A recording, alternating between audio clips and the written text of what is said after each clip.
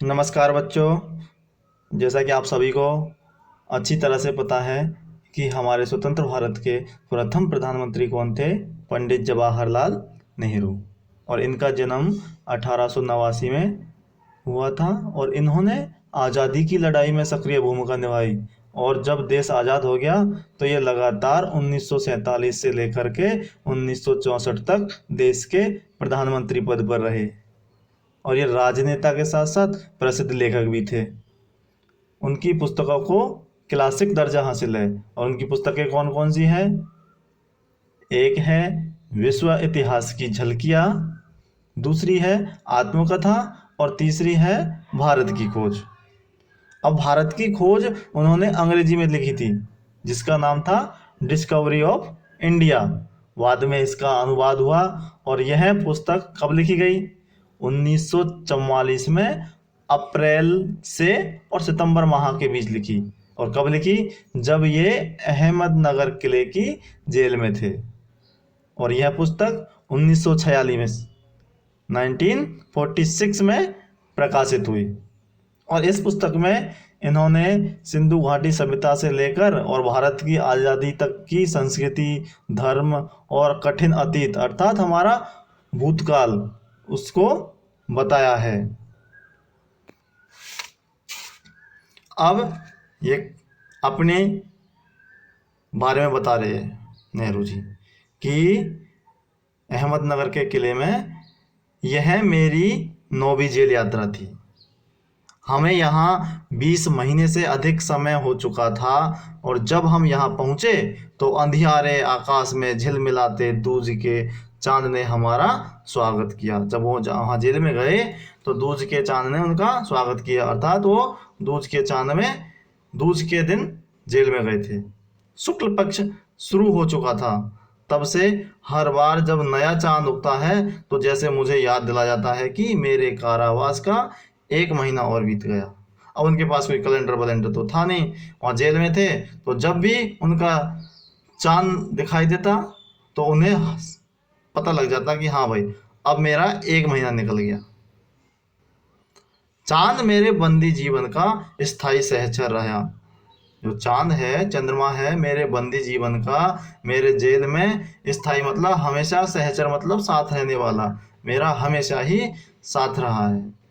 वहीं मुझे इस बात की याद दिलाता है कि अंधेरे के बाद उजाला होता है, और वह चांद ही मुझे याद दिलाता है कि अंधेरे के बाद उजाला होता है, अर्थात सुख दुख के बाद सुख आता है।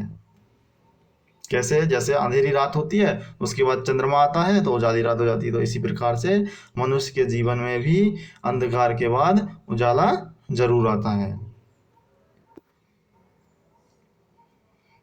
उनका इसमें था अतीत का भार।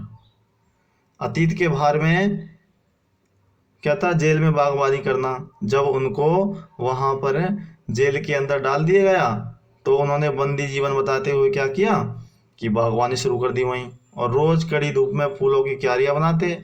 जमीन पुराने मलबे और पत्थर अवशेषों से भरी हुई थी, तो उसे उसे भी उन्होंने कठिन परिश्रम के द्वारा उपजाऊ बना दिया, और रोज घंटों तपती धूप में फूलों के लिए क्यारियां बनाते। और पथरीली और पुराने मलबे अवशेषों से भरी हुई थी तो उनको बहुत मेहनत करनी पड़ती। और किले का इतिहास, जिस किले में महात्मा नेहरू जी को जेल में रखा गया था, तो उस किले का इतिहास उनको याद आ जाता है कि यह अहमदनगर का किला है जो विभिन्न घटनाओं की दृष्टि से अपना बहुत महत्व रखता है। और बताते हैं कि उसकी घटना मुझे आज भी याद है। और कौन सी घटना याद है? कि चांद बीबी नामक एक साहसी महिला थी, उनकी कहानी उनको याद आ जाती है, जिसने अकबर की शाही सेना के साथ युद्ध किया, तलवार उठा ली महिला होकर के भी, और उनके साथ युद्ध किया और अपनी सेना का नेतृत्व किया।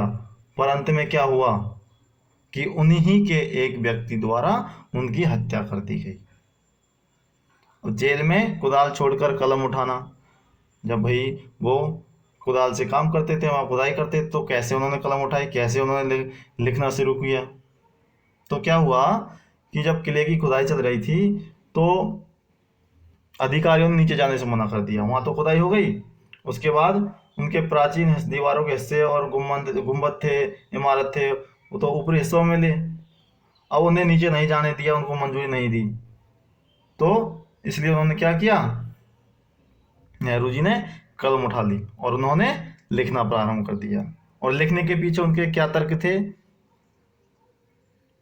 उन्होंने लिखना प्रारंभ कर दिया और क्या प्रण लिया कि जब तक भारत को आज़ादी नहीं मिलती तब तक मैं लिखता रहूँगा, तब तक लिखते रहेंगे।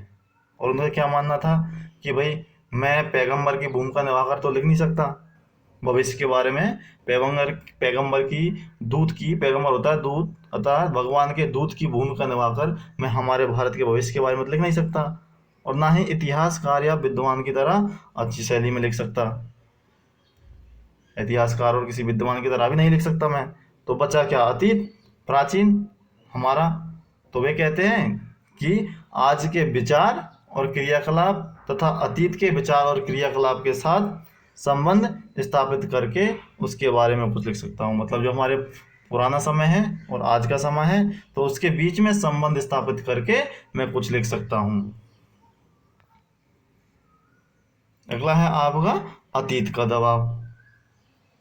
अतीत का दबाव में उन्होंने बताया है, अतीत भला हो या बुरा दोनों ही रूपों में प्रभावित करता है।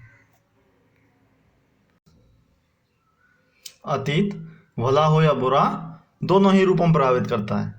और जब अतीत अगर हमारा अच्छा हो और जो हमारा वर्तमान है अभी जो चल रहा है वो हमारा अच्छा नहीं, तो यह जो दबाव है इसका वो दम घोटू बन जाता है, दम लेने वाला बन जाता है। अर्थात हमें बहुत ज़्यादा परेशान करता है। हमारी पुरानी स्मृतियाँ, पुरानी यादें हमें बहुत ज़्यादा परेशान करती है। जैसे भारत और चीन की सभ्यताएं, जैसे भारत और चीन की सभ्यताएं, मतलब भारत और चीन प्राचीन काल में बहुत ही विकसित और विकासशील देश था, और आज धीरे धीरे जब वो गुलाम था, जब नेहरू जी के समय में, तो ये सारी चीज़ें उनको बहुत ज़्यादा खलती थी। तो वो जो दबाव है इसका वो दम घोंटू हो जाता था। और नेहरू जी हमारी विरासत के बारे में बताते हैं कि हमारे पूर्वजों ने इसे हजारों सालों में हासिल किया। हमारे पूर्वजों ने, हमारे बाप दादों ने, बूढ़े बड़ों ने हजारों सालों में से हासिल किया, जिसमें पूरी मानव जाति की हिस्सेदारी है। और हम इस विरासत के वरिष्ठ हैं, और हम जो है इस विरासत के बड़े हैं।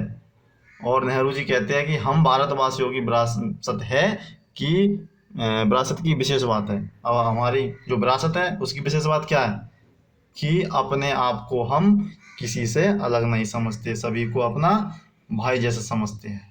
सभी को हमारे अंदर, हम सब भारतवासियों के अंदर विश्व बंधुत्व की भावना है। सभी के अंदर हमारे रक्त, मांस और हड्डियों में समाया है।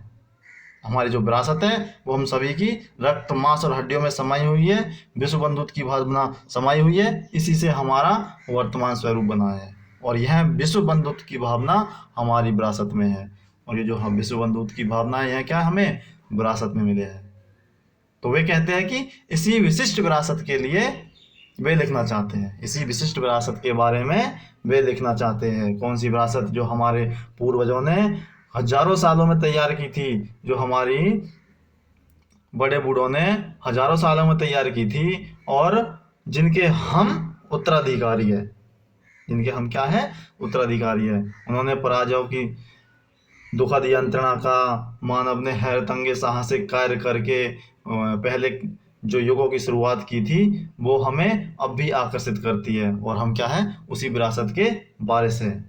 तो इस प्रकार से वो कहना चाहते हैं कि मैं इस ही भारत की विरासत के बारे में लिखना चाहता हूँ।